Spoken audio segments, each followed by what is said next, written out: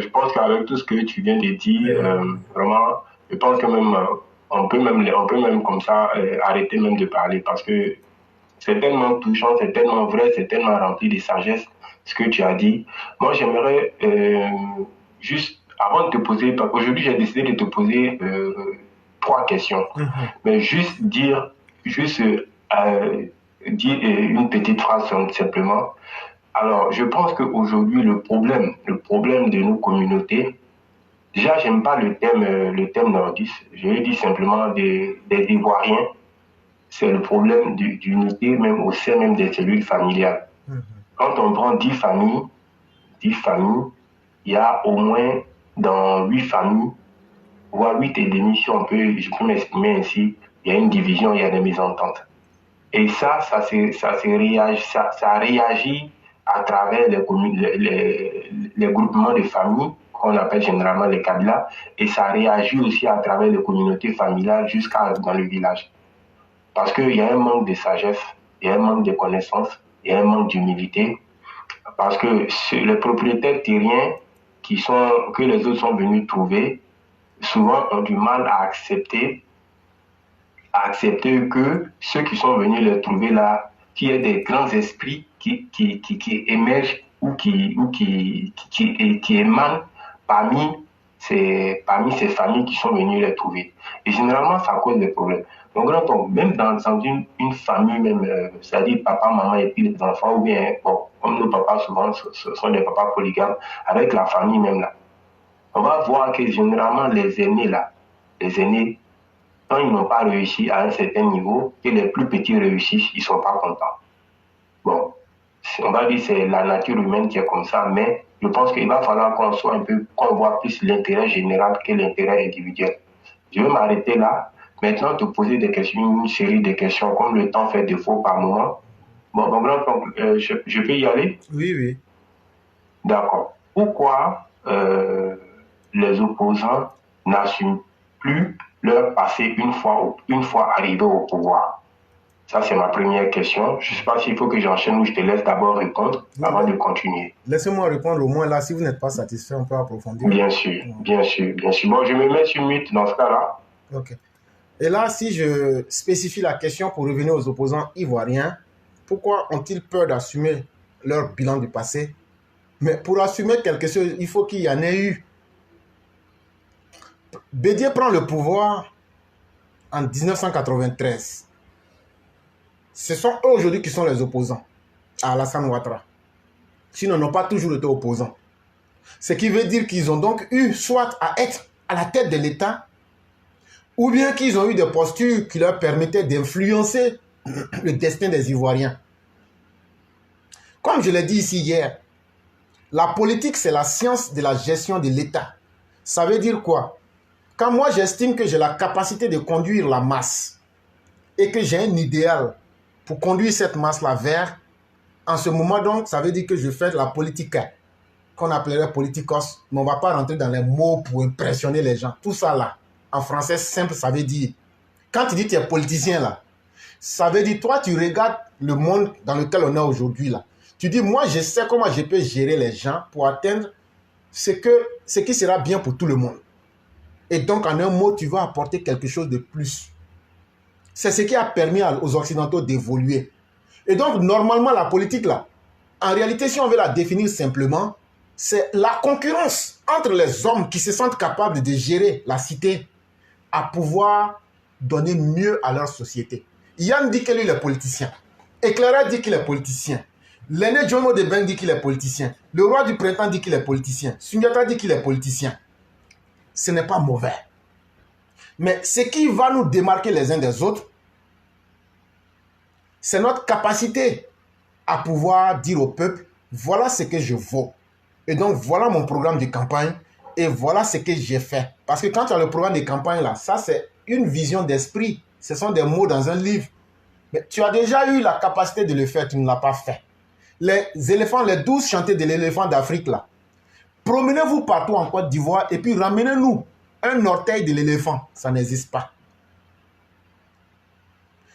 Le temps de Laurent Gbagbo, plus de 10 ans, la Côte d'Ivoire est quittée d'une économie exsangue à une économie totalement totalement, pays pauvre, totalement endetté. Et Yann, je peux te le dire en toute honnêteté, personne n'est fier de venir dire que je suis le père de la médiocrité. Personne ne peut prendre une chicotte et puis s'auto-flageller en public pour dire « c'est moi ». Vous savez, quand on était à l'école primaire, les Blancs avaient une habitude, quand tu t'amusais à parler le sénoufo ou bien à parler peut-être une langue locale, on te mettait le collier de la honte. Tu t'en souviens? Est-ce que les opposants là peuvent accepter aujourd'hui de porter leur propre collier de la honte? C'est ce qu'ils ne veulent pas assumer. Or, Alassane Ouattara n'a pas de complexe. Ce qu'il a dit hier dans l'opposition, il le faisait avant d'être président. Leur budget PPTE, là, c'est Alassane Ouattara. Nous, on ne le savait pas. Hein? C'est Charles Dibi qui est sorti pour dire, quand Laurent Gbagbo l'a envoyé ici à Washington, là, Alassane opposant, là, il dit, moi, je vais aider mon pays pour que les Ivoiriens soient à l'aise. Ça, c'est d'abord opposant. Je le confirme. Voilà. Et Alassane Ouattara a toujours facilité ce que beaucoup de personnes ne savent pas, malgré les gouvernements calamiteux qui le combattaient, là, qui disaient qu'il était burkinabé, là.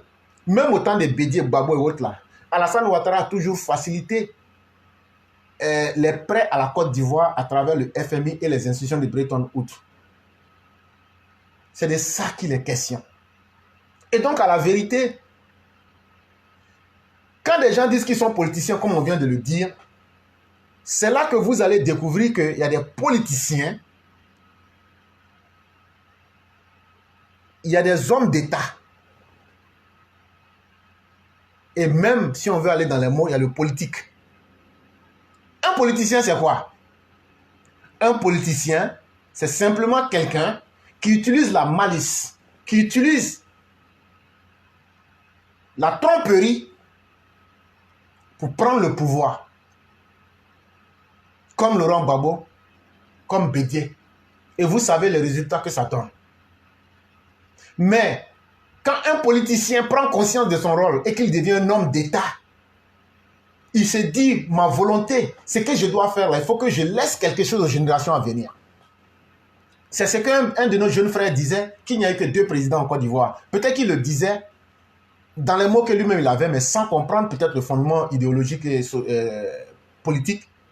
En fait, il était en train de dire que les 2 hommes d'État que la Côte d'Ivoire ait connus s'appellent Félix Houphouët-Boigny et Alassane Ouattara. Sinon, le reste, là, ce sont des politiciens. Parce que ce sont les 2 qui ont eu à cœur de faire quelque chose pour que cela serve à ceux qui vont venir après eux. Mais c'est la même chose que les Américains font. Mais moi, je suis aux États-Unis. Mais vous pensez que quand on a attaqué l'Irak, là, c'est parce qu'il y avait des bombes de destruction massive? Il n'y avait même pas lance-pierre. En réalité, c'était pour extraire leur pétrole. Quand on a attaqué Kadhafi, c'était pour le pétrole et puis l'aspect un peu idéologique parce qu'il était sur le point de créer une monnaie africaine. S'il réussissait, ce n'était pas bien. Et là aussi, on l'a canardé aussi. Bon, vous nous excusez, mais on est sur la terre des hommes. On a voulu diviser la Syrie en 6 pays pour pouvoir bien profiter. Mais en temps, il faut dire qu'on a négocié avec Daesh pour retirer aussi beaucoup de pétrole qui ont passé par la Turquie. Et puis bon, mais personne n'a vu, hein, c'était un rêve, c'était un monde parallèle. Sinon, on a beaucoup de pétrole ici. Et donc, voyez-vous, c'est comme ça que ce monde-là fonctionne. Il faut que ceux qui disent qu'ils veulent être des politiciens soient prêts à mouiller leurs mains pour défendre leur pays, pour mettre quelque chose à la disposition des générations à venir. Quand la France va piller la Côte d'Ivoire, le Mali, le Burkina, ça peut vous faire mal, mais c'est comme ça que la vraie vie est. Si je suis là aujourd'hui, qu'est-ce que je laisse aux générations à venir? Et donc, je crois que ça doit donner beaucoup de leçons à nous, Africains, et surtout à nos hommes politiques africains, de savoir qu'on ne vient pas au pouvoir pour venir jouir du pouvoir qui est là et puis faire tomber son pays. Mais il faut plutôt aider son pays à aller de l'avant en créant les conditions pour les générations à venir. Et c'est ce qu'Alassane Ouattara est en train de faire en ce moment. Merci, Ogonton. Merci beaucoup pour cet éclairage-là. Je vais passer à la seconde question. Alors, donc, selon toi, l'alternance au pouvoir doit être le but ultime d'une république démocratique? La démocratie, même, il faut pouvoir la définir aussi, selon moi. Est-ce qu'un mot peut avoir un seul sens? partons sur les mots simples dans un dictionnaire. Si vous prenez n'importe quel mot, on va vous dire qu'il a son sens premier. On va vous dire qu'il a son sens synonymique. On va vous dire qu'il a son sens par analogie. Il a aussi son sens aussi parabolique. C'est pourquoi vous verrez des livres comme les livres religieux ou même les journaux. Yann, on te prend par exemple un journal économique. Toi et moi, on allait dans les mêmes écoles. On connaît les mêmes chiffres, on sait tous lire. Mais toi, tu n'as jamais fait l'économie. Si on te remet le Wall Street Journal, ou bien on te remet un journal économique là, tu vas comprendre quoi dedans? Les chiffres sont alignés, tu peux les lire, mais tu as compris quoi dedans? Rien. Donc, ça veut dire que dire quelque chose là, ou bien voir quelque chose là, il faut aller au-delà. La démocratie doit être redéfinie selon le contexte africain, selon moi. La démocratie, si nous partons sur la base simple que c'est le pouvoir du peuple, par le peuple, qui aura la capacité de se choisir les dirigeants qui lui sied. Mais la démocratie aussi doit être incarnée aussi par des hommes forts. Parce que nous n'avons pas d'institutions fortes. Je ne sais pas si je me fais comprendre. La démocratie à l'africaine ne pourra pas fonctionner comme la démocratie à l'européenne ou à l'américaine. Parce que eux-mêmes qui sont en train de dire aujourd'hui qu'il faut une alternance pour une alternance, ça leur a pris combien de temps pour arriver là où ils en sont, pour qu'ils puissent faire les 7 ans en France ou les 4 ans aux États-Unis. Ça leur a pris assez d'années. C'est pourquoi il y a des exemples de présidents africains où d'autres ont fait 4 mandats au lieu de 2. D'autres en ont fait 3. Et donc c'est une manière de dire que il faut pouvoir s'adapter aux réalités de son monde et de son contexte. Nous autres Africains là, quels sont nos différents modes de gestion du pouvoir? C'est avec ces réalités-là et aussi ce qu'on veut atteindre en termes d'objectifs politiques à l'avenir qu'il fallait adapter le concept de la démocratie chez nous en Afrique. Ça veut dire quoi simplement? Ça veut dire par exemple, on prend le cas de la Côte d'Ivoire. Quand vous prenez la démocratie, parce que beaucoup de personnes font la confusion entre la démocratie et le multipartisme. Non, on peut être avec un seul président, un seul parti et peut être en démocratie.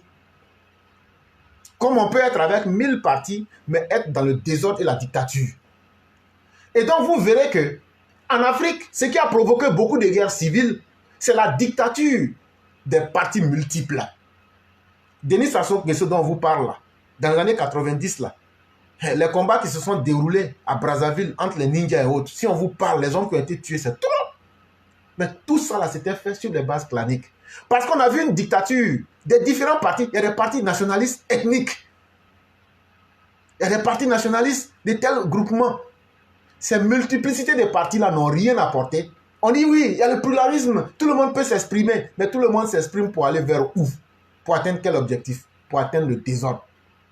Et donc, c'est là que la nécessité d'avoir des hommes éclairés et qui savent être des hommes forts s'impose dans notre démocratie pour pouvoir stabiliser les mentalités et les consciences avant de pouvoir aller progressivement vers la démocratie. C'est ce qu'Oufou avait dit quand le monsieur était venu, l'ancien président français était venu dire c'est la démocratie ou rien. Il a dit les Africains ne sont pas prêts. Mais ça s'est constaté. Aujourd'hui, quand Obama va en 2011 créer un État de toutes pièces, le Soudan du Sud, en 2011, mais que ces mêmes Soudanais, la Riek Machar et l'autre, se mettent à se combattre à cause de leurs différences ethniques, alors que les Arabes ne les aimaient pas. Et là encore, c'est qui vous allez accuser? C'est la non-préparation de nos peuples à la démocratie à l'occidentale. C'est ce qui fait qu'aujourd'hui, vous verrez beaucoup de désordres, beaucoup de dégâts dans nos pays. Ce n'est pas dû à la démocratie elle-même, mais c'est dû au fait que ce n'est pas le bon modèle qu'on applique. Et ce bon modèle qu'on devrait appliquer, selon moi, c'est le modèle qui s'adapte à nos niveaux de compréhension, aux réalités de nos sociétés et progresser de façon évolutive et par étapes, plutôt que de nous imposer un modèle sans chercher à comprendre nos réalités. C'est comme ça que j'aurais pu répondre.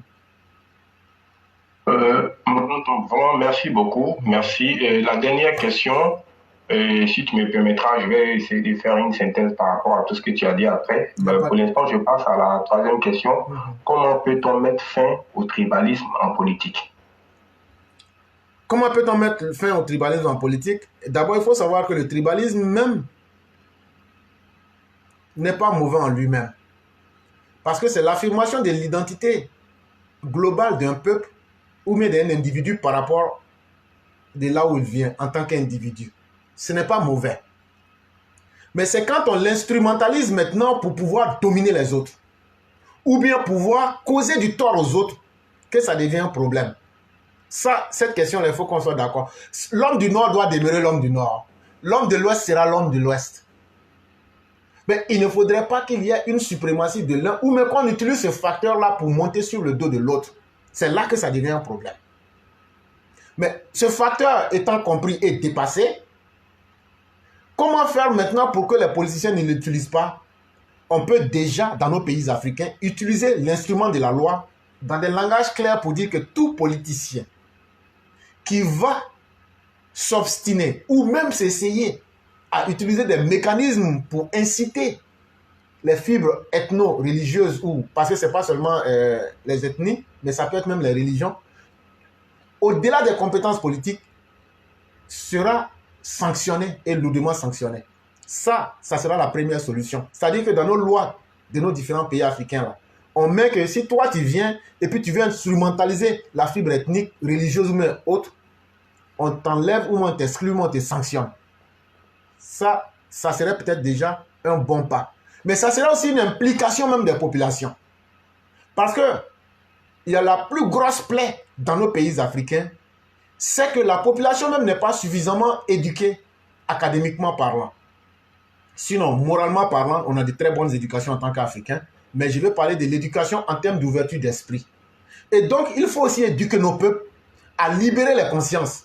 À dire que le jour où tu naissais là, même si tes parents sont bêtés, ça fait tu es né d'abord en tant qu'humain. Si tes parents sont Gagou, Wobé, Guéré, Avikam, Djoula, et tout ce que vous voudrez, c'est nous faux, tu es né d'abord en tant qu'humain. Éduquons nos populations à nous voir en tant que des frères sur la terre. Des humains qui doivent vivre ensemble. Et ça, cette éducation-là ne pourra passer que par la culture intellectuelle, selon moi.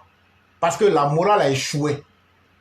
La morale a échoué en ce sens que lorsque nous voyons des précepteurs de la morale, comme l'évêque de Daloa, comme le cardinal Agré, comme l'évêque Koutoua, qui ont échoué lamentablement, eux qui étaient les représentants, les fonctionnaires de Dieu sur la terre, mais ils ont échoué. Donc j'ai dit que la morale a échoué. Et c'est en cela que je suis d'accord avec le grand maître Friedrich Nietzsche qui disait que Dieu est mort. Dieu est mort parce que c'est le faux Dieu des églises, c'est le faux Dieu des religions qui est mort, en tuant le bien qui est en chaque être humain. Alors que c'est le bien de chaque être humain qu'il faut réveiller pour pouvoir aller vers Dieu. Mais les fonctionnaires de la vérité, si je puis les appeler, ou de la religion, ou les fonctionnaires de Dieu sur la terre, sont ceux-là aujourd'hui, au nom de leurs intérêts particuliers, ont enterré la morale. Quand on vient dire quelqu'un qui est un fonctionnaire de Dieu, et on lui dit qu'on l'a attrapé avec un petit garçon qui a le derrière ensanglanté, mais est-ce que là encore vous allez me convaincre d'aller vers cette religion? Quand on prend des musulmans qui sont en train de gorger les gens, ils disent qu'eux le font au nom d'Allah.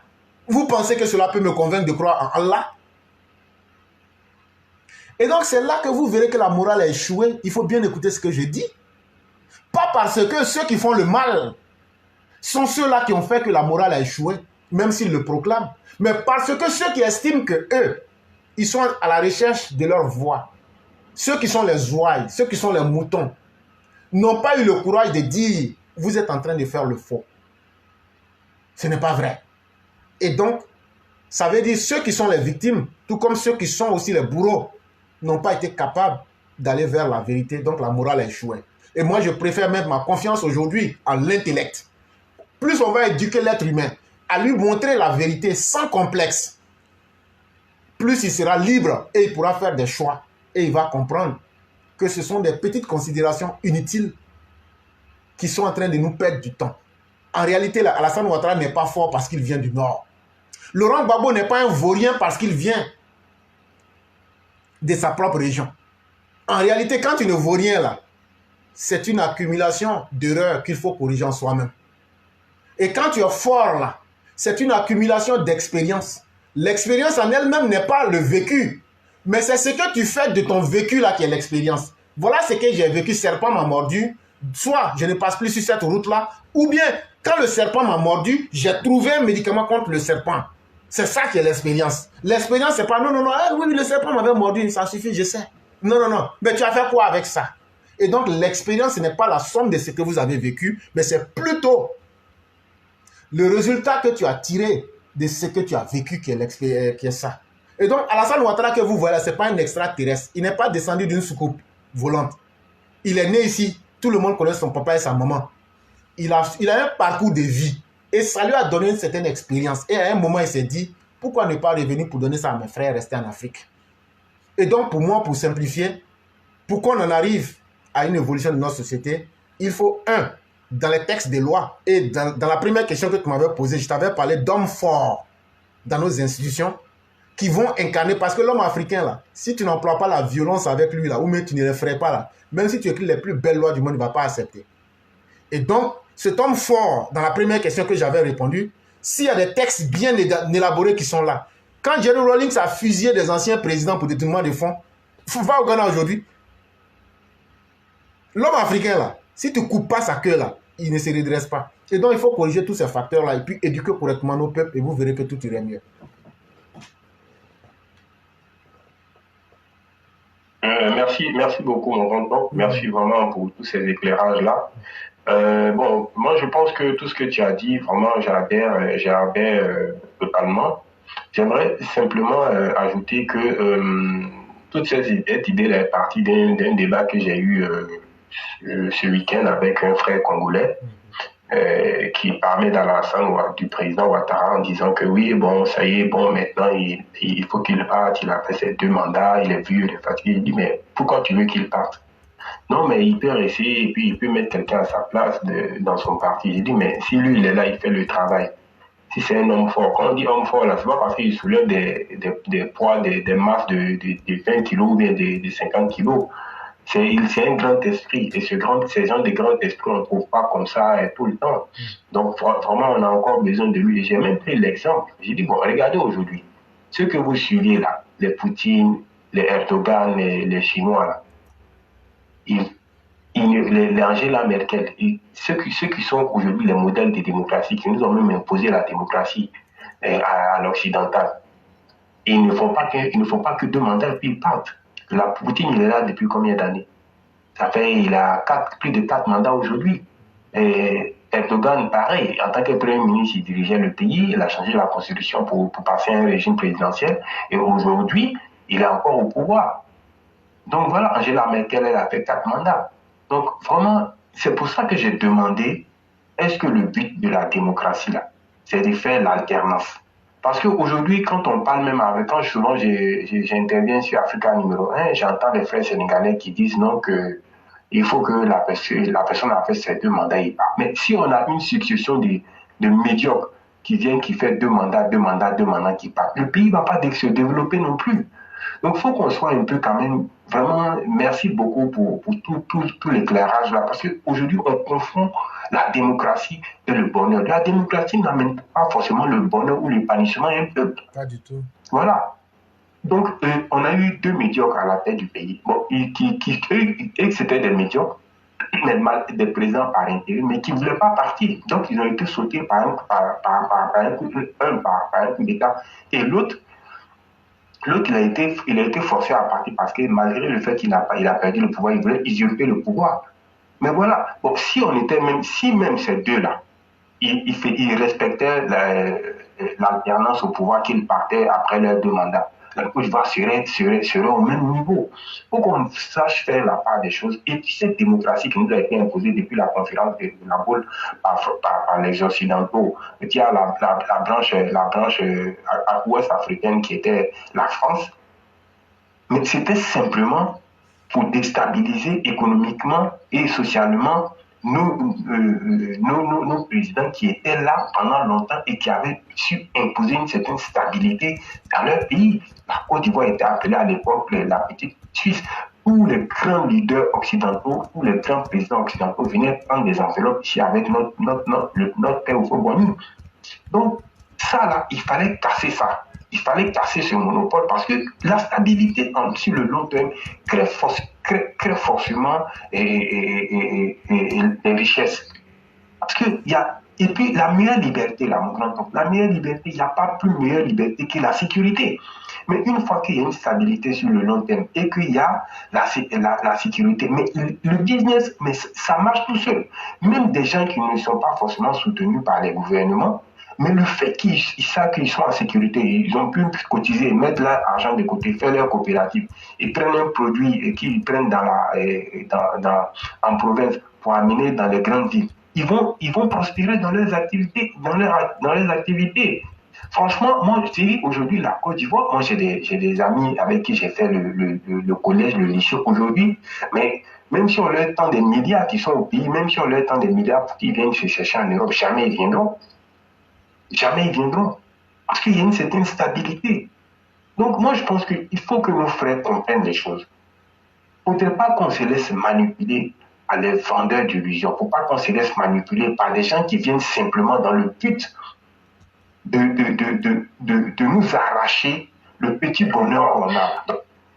Et eux-mêmes, dans leur propre pays d'origine, ils ne sont pas capables même de critiquer même le petit fait social. Ils ne sont pas capables.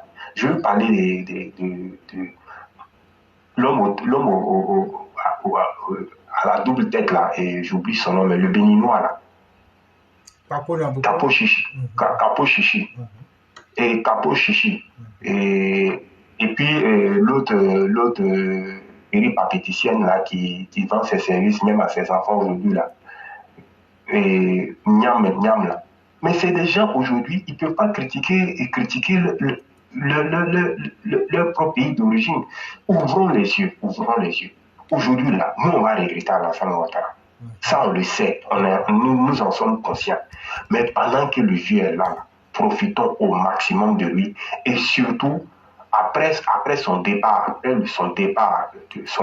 après son corps physique, là, il faut que son esprit reste comme la façon dont l'esprit de Fobani règne aujourd'hui à travers Alassane Ouattara. C'est de ça qu'on veut, c'est de ça qu'il s'agit.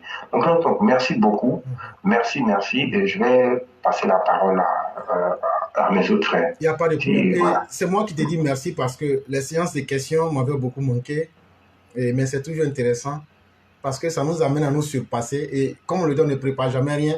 Ça nous permet aussi de tester aussi nos vieilles connaissances. Parce qu'en réalité, la connaissance, c'est ce qui est resté après qu'on soit quitté à l'école. Et quand on a des questions qui nous demandent de creuser les méninges, c'est encore plus intéressant. Et ça nous permet de réchauffer un peu les méninges. Et donc, oui? Excuse-moi, je vais vraiment me permettre de dire ça. Franchement, si je l'ai fait, parce que je sais que tu es très fort, je le dis, mais en toute sincérité, tu es très fort. Tu es trop rempli d'humilité. C'est peut-être ça ton péché, mais tu es très fort. Sinon, moi, je ne vais pas me permettre, en pleine émission comme ça, de balancer ces questions-là. Celle-là, même si je pose ça même à Babo Laurent, même, il va commencer à bégayer. Donc, c'est parce que tu es très fort. Tu es le fils d'Alassane Ouattara. Voilà pourquoi je me suis permis. Merci beaucoup. Il n'y a pas de problème. Les gens diront qu'on est dans les superlatifs, mais toi-même aussi, tu es... mon grand oncle. Ok, bon, on va laisser comme ça. Ok, donc on laisse comme ça. Pardon, merci beaucoup. On laisse comme ça.